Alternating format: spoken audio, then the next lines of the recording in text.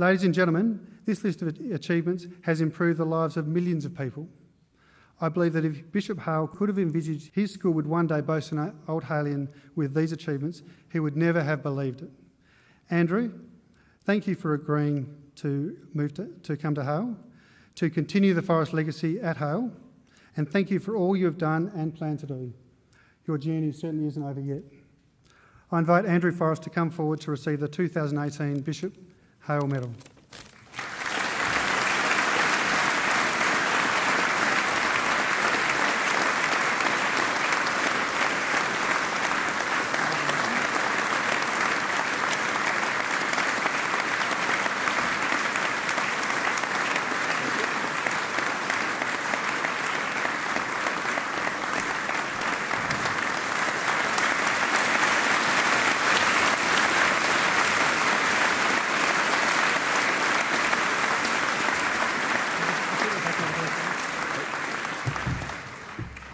Thank you, ladies and gentlemen. Thank you, Chairman. That was a very gracious introduction. Particularly my class of 79 and all my family and mentors and guides who are too numerous to many but have been so pivotal to our journey as a team. I come here as a member of a family, as a member of a Old Halian team and certainly a member of this school, of which I'm very proud. And I have to say, Old Halians and new young men of Hale, you probably think, no, not another long speech. I just want to go to the loo. There's this expression that's called bloviates, and it's where someone rattles on in highfalutin, fatuous terms about their life, and minutes turn into hours, and hours turn into years, and you're just thinking, oh my God, the glacier's going to melt before this bloke steps down. And I emphasise that with you because, I've tried to speak several times, and sometimes, of course, the silver tongue, I think, probably escapes me, and it certainly does with my son, Sid. Oh, hello, Sid. Oh, I'm so pleased to be pointed out, Dad. Sid said, actually, Dad, I should really introduce you. I could tell them that they really made this choice incorrectly. But, Sid loves music, you see, and I try and drive Sid to school so I get to speak to him, and all the silver tongue in the world doesn't really work with Sid because he turns the music up so loud. He reaches that pitch point where he can't quite hear me and I can't hear myself think, and that way we get to school. And so for all of it, I just run into this wall of sound when I try and speak to Sid, but such is life. I have the stage now, Sid, and a PA system. Oh, no. So, young men of Hale, it's been 40 years since I was sitting where you are, and it just... Unlike those glaciers, it goes in a flash. It really does. It's indeed not that long ago, I feel, that I went to my first boarding school, which is an Indigenous hostel in Carnarvon. And there I learnt, like my much-loved brother David, that if you had legs skinny enough that people thought they'd snap in the wind, they'd just call you Twig or Twiggy. And that's where the nickname stuck from. And I then went from there, it was a pretty tough school. You had to learn how to fight your way through. But I also learnt that there's a thing called bullies, which I hadn't run into at Minderoo, with Scotty Black and my father and my brother and sister and mum, that, we're a pretty loving community. But when I went to Christchurch, I didn't find that. And I also found that how dangerous it is for institutions and schools and teachers to expect all kids to be the same, to try and make them so if they weren't. And I simply, as I got jammed more and more of a square peg into a round hole, became more and more rebellious. And so at that point, my father and mother, my much-loved mum and dad, received a school report which said, basically, it's fortunate Andrew has a farm to return to. I don't think Christchurch rated my future at all. But so, thankfully, my mum and dad pulled me right out of that school, and after some delicate negotiations, planted me here. And here it's, that rebellious streak and that ability to seize an opportunity was really, I think, fostered. And, it reminds me a little bit of my dad. Dad went to school and left in 1945. And I think all my family's quite lucky to be here because Dad used to, as he went to old school, which was in the middle of Perth, he would be riding on his little bike and he'd come up to a bus which was driving past the school pretty quickly and he'd latch onto the bus. and he'd go careering up, and then if he couldn't ride back, he'd latch onto a truck on the way back. And this absolutely dangerous sport, never ever do it, kids, because otherwise your grandchildren and children might not be here either. I think we're all quite lucky. But I can say that that it's Mum and Dad who taught me that you don't have to be a great athlete to be a great sportsman. You don't have to be a great academic to do well in life. And Dad, sorry to pick on you, Dad. Dad was not a great sportsman, but he was part of a team. And I always say, kids, be part of a champion team, not a team of champions.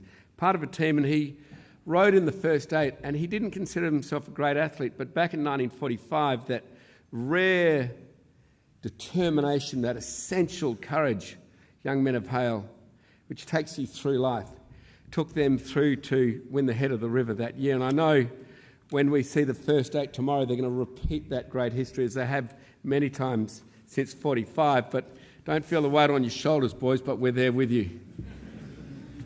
So, look, I found when I started at this school that they immediately put me on the right track. They actually believed in me. And, I had a little bit of Sid's experience when I dropped Sid off when he was going into year 4, and he didn't have a friend, he didn't know anyone there in the world, and I felt a little heartbroken.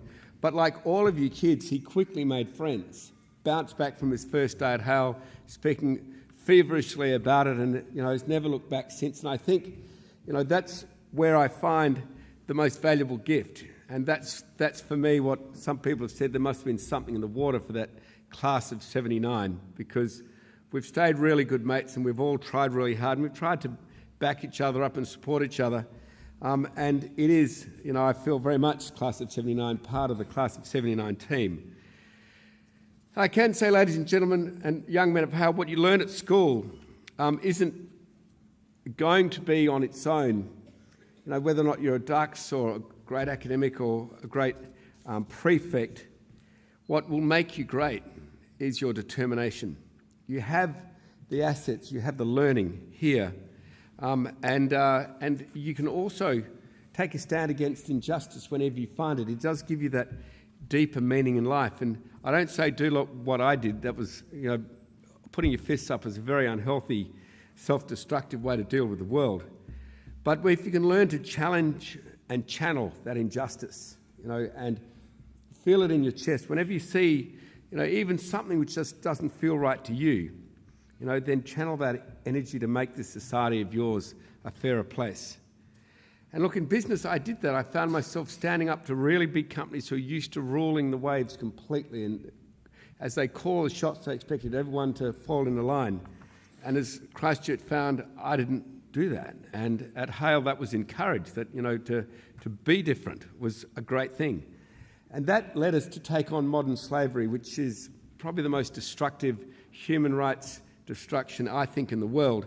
And with my daughter Grace and my dearly loved, very patient, very resilient bride Nicola, we have taken that on, and we've invested heavily now so we can measure slavery. The cockroaches have got nowhere to run.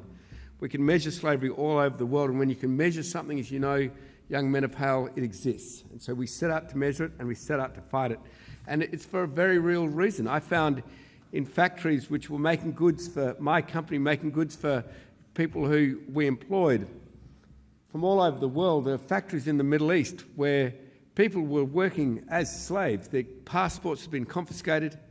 They could never return home without that passport, and they were treated way worse than farm animals. And so I found that was horrific, as all of you would have, and given that opportunity, I'd expect each of you to stand up.